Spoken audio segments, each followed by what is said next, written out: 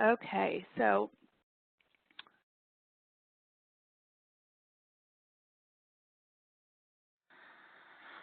welcome, Discus, to History Resources. Now, I'd originally thought about doing this for National History Day, and I don't know if all of you are aware what National History Day is. It's actually meant for middle school and high school students to get them to really learn subjects by doing. So it's a really interactive, great way for lots of students, even if you don't make it to the Nationals. I know students have been really excited about it. So if you would like to learn more about that, National History Day is the website, nhd.org, and it's a great program. But since there are some community college librarians attending right now, I'm going to talk about all the different history databases that Discus has access to. So you might not know some things like Academic Search Premier, History Reference Center. Masterfile Premier actually has some great resources, primary resources for history. There's also things like Literary Reference Center. So that even though you don't think Literary Reference Center, it's actually got a lot of historical authors in there, and people like Frederick Douglass, who was a writer of historical importance. And we're going to go over your SmartSearch as well. So let's just go ahead and start with by subject and just scroll down to history, where many of your students might be starting. So we can see what's available. And we'll go to History Reference Center. History Reference Center is great because it's very intuitive. You have the keyword search box. You can go to the advanced search. But I'm going to start with some simple searches just using our timelines. So if you're looking for things either to share with your students, or if students are just searching on their own for when they have to write a topic about anything, and they're looking for something. So let's just start with U.S. history. So I'm going to start with European colonization of the Americas. And then I'm going to go to Jamestown because I live here in Williamsburg, Virginia. So let's see what we can find out about Jamestown. So what's nice in this database to start with, obviously first we see the title, where it's from, the kid's view of colonial America, but we also notice the lexile level. So for those of you who do work with students in elementary through high school, this lexile level is nice. You can just click on it and it will tell you what grade level it might be appropriate for.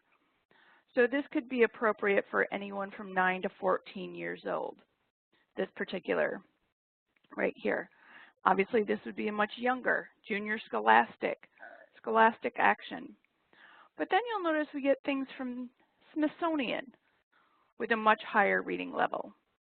And then you'll notice we get something from Ethnohistory, which is a scholarly peer-reviewed journal.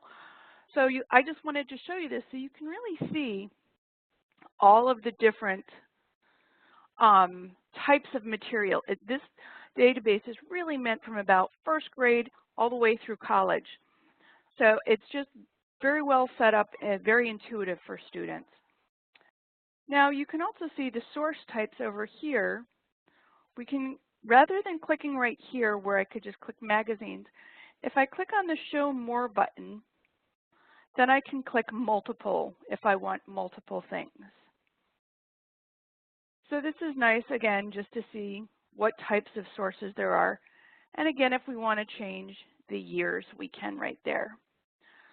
So one thing, let's go to, did Pocahontas save Jamestown? Now this is obviously for a much younger crowd, but I just want to show you a couple of things that are available. If we click on the HTML, we're going to notice that like every other EBSCO database, the HTML is available as a listen to feature. So this is very nice, especially if you work with younger students or ESL students. This listen to feature can be helpful. It's also fun for kids if they want to switch it into an American accent. You can also translate these articles. So again, if you're working with ESL students, that can be handy. Now you're also going to notice you can upload it directly to Google Drive. You can add it to your temporary folder. You can print, you can email it to yourself, you can save it right now. I always like to recommend students either email it to themselves or save it as they're doing their work so that they don't forget where they got it from later. The other feature that's nice is the cite feature.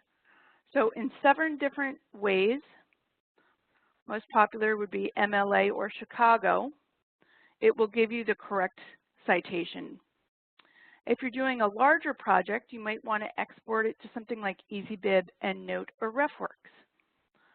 You can create notes to share it to your class, and you can create the permalink. I always do not send students this link up here. You want this permalink. This link will disappear after 24 hours, whereas this, if you want to put it into Blackboard or Canvas or Noodle or any of those, you can. So all of those same features are available in all of the EBSCO host databases. So let's go back to our result list, and you can also look at this as a PDF.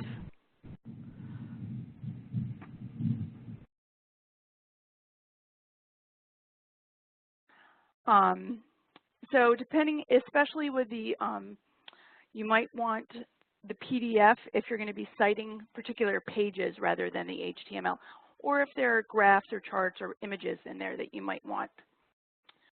So that's just a quick search, but let's go back to the History Reference Center, and now we're going to go to World History. And again, it's broken down by periods and then within each period. So I'm going to go to the 20th century through World War II, just to show you some of the different materials that are available. And again, you have broken down by battles,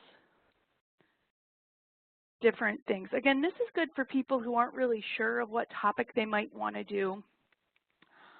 So you can just say bombing of Hiroshima and Nagasaki, and we came up with 138. Now I'll show you when we do your keyword search, you're going to get more results that way, but this is a really good feature that I like. Again, just it can be good for when you're first doing your search. Now again, you'll notice now there are results going back to 1945. So I'm going to go and say, I just want the older materials.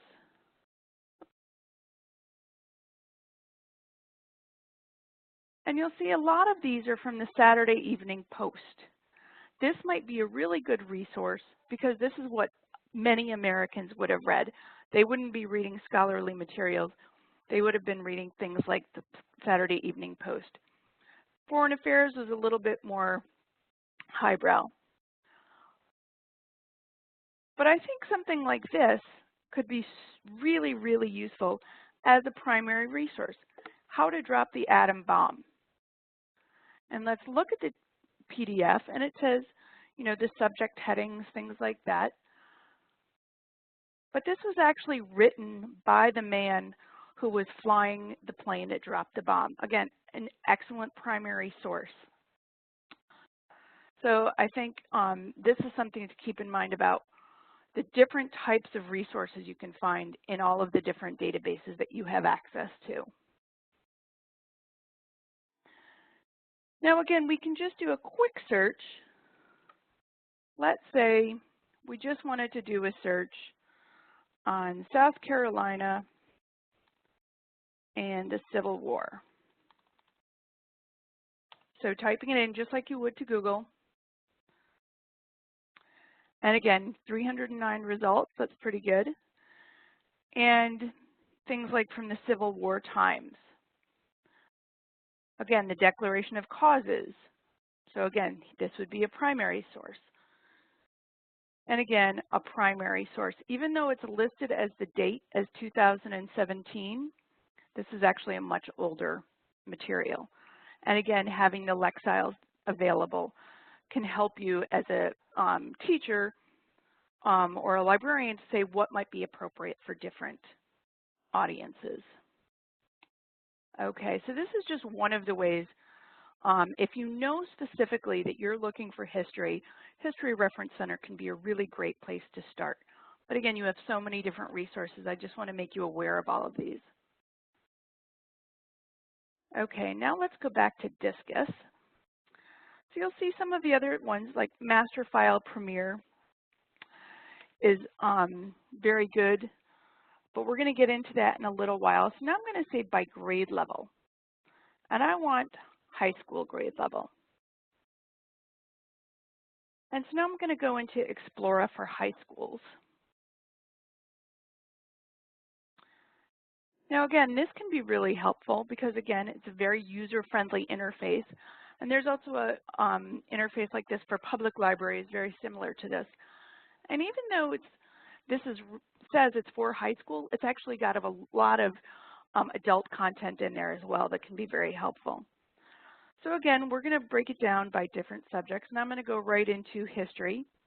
And I see a topic that might be of interest to some students, Japanese American internment. So we get a topic overview to start with. And again, we look down here and we see I want to see, and you'll see all the different types of materials. So again, clicking on show more. Do we want magazines? Do we want academic journals? We might want news, or we might want primary source documents. So let's see what they have for primary source documents. Okay, so this is a much later primary source, but they also do have things like this. Again, this was written much older than 2011. So I think some of these can be really helpful having those. Let's go back and we're going to take off the primary source documents. And we're going to go back and say, do we want academic journals or do we want videos?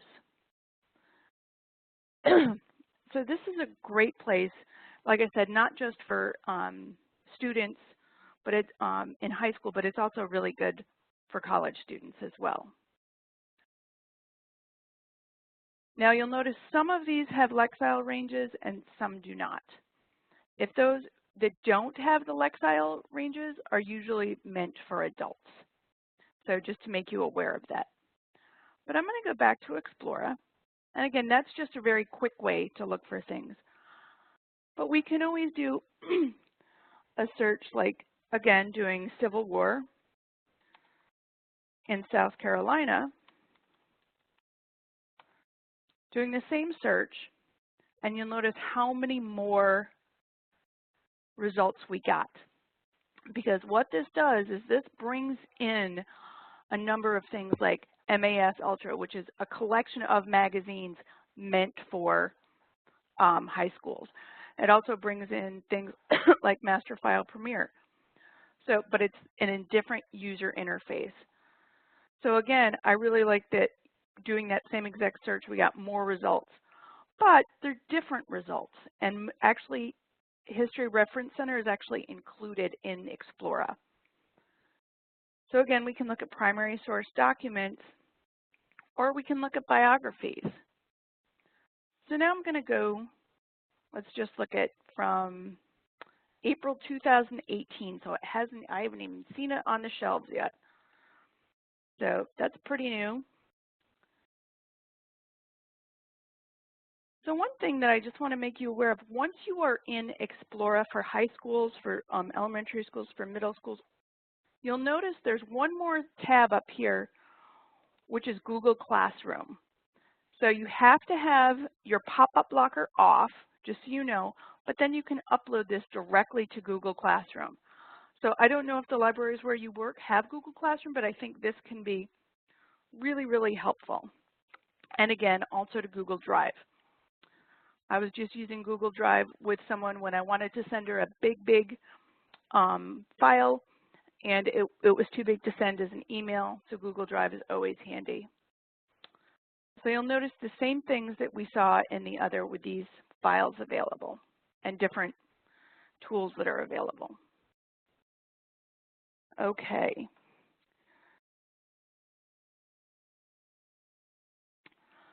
So does anybody have any questions so far?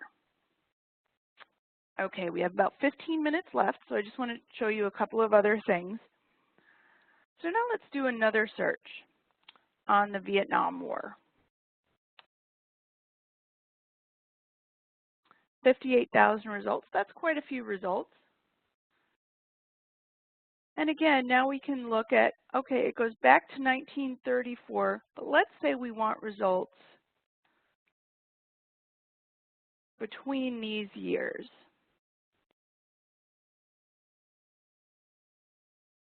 This is a nice, easy way to narrow your search, by dates. And you'll notice the first one that comes up is Vital Speeches of the Day. This is a fantastic resource that's actually in Master File Premier. You can locate it through your single search box, which we'll be going over. But this can be really helpful because this is an excellent primary source. Again, Vital Speeches of the Day from 1965. And again, you'll notice here's Bulletin of Atomic Scientists. Again, very, very good primary sources that you could use or your students could be using. So you don't necessarily think of things like Explora or Master File Premier as good history resources, but they really, really are. So I like to really emphasize how useful this can be. So again, this was Explora. And I'm going to go ahead and put a couple of these things into a folder for myself. And once I put these into my folder, I can go into my folder. Now this is a temporary folder that will disappear after this session. So you can't go back unless you sign in and you have an account. This folder will disappear, but again, this is an easy way to email these things all at once, or again, save them all at once, so your students aren't going back and looking for them later. Okay. So that can be a very helpful tool, that folder. Oh. Okay. Now again, you can see here's something, again, a primary source that your students could use. And all of the sources that you're going to see in here, both the videos and the photos that we're going to go over later, can be used by your students. Say they have to do a presentation for their class in their college or in their high school, or something that they're presenting to a whole group. They can use any of these images as long as they're not going to be publishing it in a book. Feel free to use all of these images. So that's a really great point, because a lot of times when you're looking for images on Google Scholar, they're all copyrighted, or they have Shutterstock written across them, or the information might be wrong. They might be mislabeled. I was in Google Images and I saw a Manet and it was labeled as a Monet. Big difference right there. So, but these contain the information that they say they're going to be containing. So that was Explora, and like I said, it contains things like Master File Premier that can be very helpful. Now we're going to go back,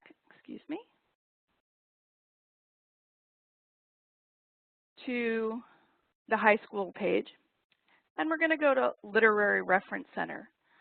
And like I mentioned earlier, you might not think of going to Literary Reference Center for history, but there's actually a lot of historical material in here about writers from the 17th, 18th, 19th, even 20th centuries. There's a lot of great information. So if I wanted to do somebody like Frederick Douglass,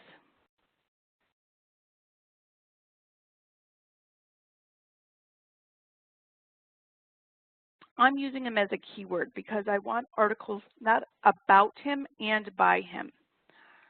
So you'll notice the first things are things like from Library Journal, Publishers Weekly. But here's something from Master Plots. So sometimes in places like community colleges, you might want things like from Master Plots, so that if you don't have time necessarily to read the whole book, but you have to be talking about it quickly. So the other thing that you can do is limit it to things like literary criticism. if you just want to be looking at literary criticism. And again, here are images. You can also look for images up here, just limiting it to images.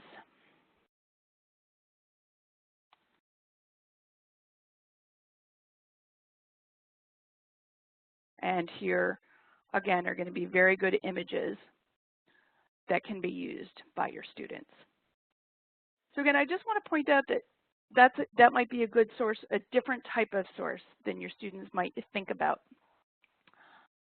So now we're going to go back to the Discus page for a minute, and we're actually going to go up here to what Discus calls SmartSearch. And SmartSearch is actually searching across most of your resources. It's actually searching all the Gale, all the Britannica, all of the EBSCO databases that you subscribe to. So this is a great place to look. It's just sometimes it's almost Google-like and you get too many results. But knowing how to focus those results is a great search tool.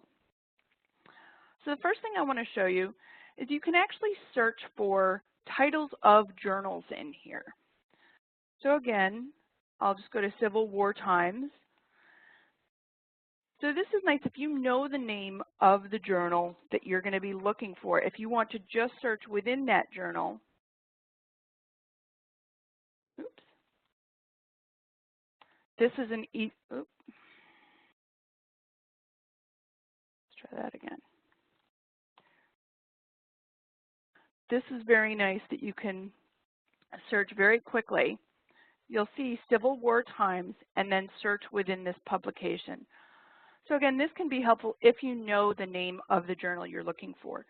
You can do the same search, searching up here for publications, and then you can search, by the title or anything like that. So this is a helpful thing if you know the name of a particular journal that you're looking for.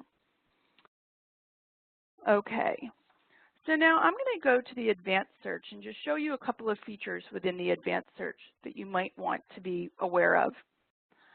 Now over here on search modes, right now you have it set up to find all of my search terms.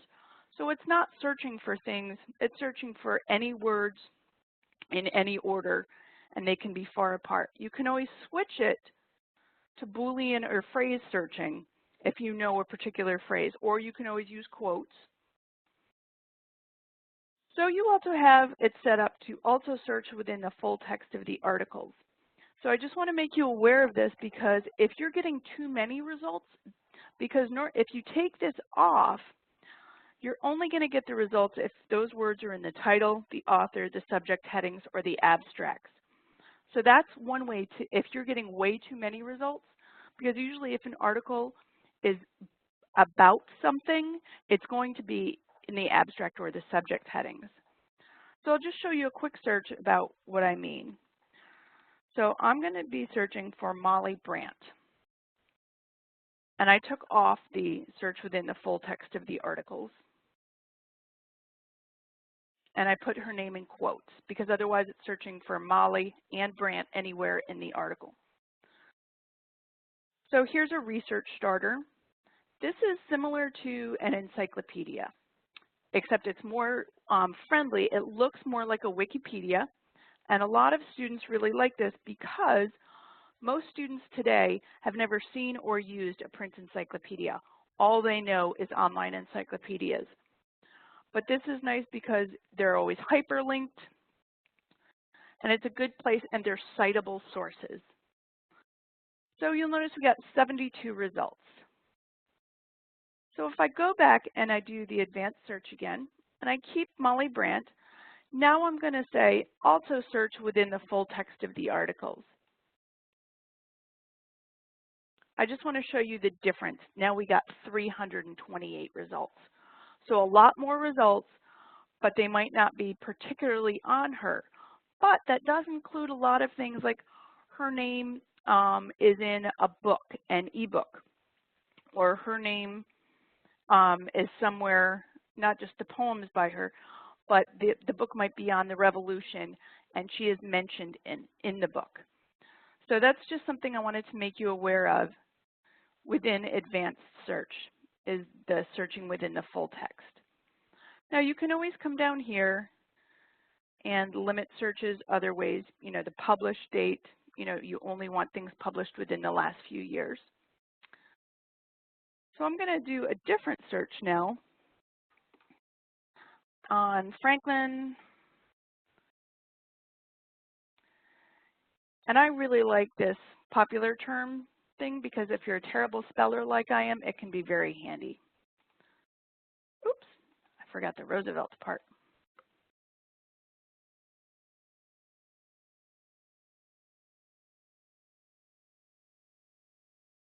So again, your research starter, but you'll notice we got 231,000. That's a lot of results. Again, I want to come down here and go to the Show More, and you'll see all the different types of resources that you have access to. Again, 17,000 primary source documents. Again, in history, that's what you want is those primary source documents. First thing that shows up is a letter from Einstein to Roosevelt. This is the perfect type of primary source. Now, unfortunately, it's the HTML version, not the PDF, because it's always cool to see the PDF when you can see cursive writing when some students today don't know how to read cursive.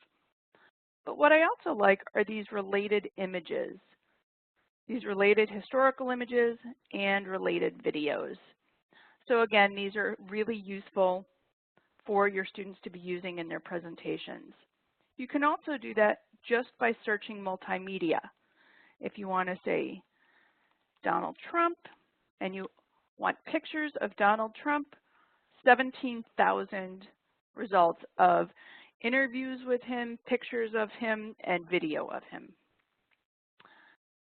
So that's something to keep in mind. So this is, I think this SmartSearch is a great resource. Again, sometimes you get too many results. So limiting those results using these limiters on the left can be really, really helpful. Again, what publications do you want it in? Do you want it from Time? Do you want it from the New Republic? Or do you want something like Vital Speeches of the Day? So this, using these limiters over here is the best thing to do. And again, you'll notice it goes back to 1893. Now, in the last couple of minutes that we have left, I just want to show you a couple of things. One is the support page. If you have any questions about particular databases or want to learn more, if I can spell properly, if you want to learn more, come to this support.ebsco.com or help.ebsco.com, and you can see every one of our databases has these resources available. So things like educator resources, how to align it with the Common Core standards. Here's a lesson plan. So there are lots of different resources available, not just for librarians, but for teachers as well on the support page. So once again, my name is Martha Higgins, and my email is mhiggins@ebsco.com. Please feel free to contact me if you have any questions. And I'm going to stop the recording now. So please feel free to ask me any questions now that we're no longer recording.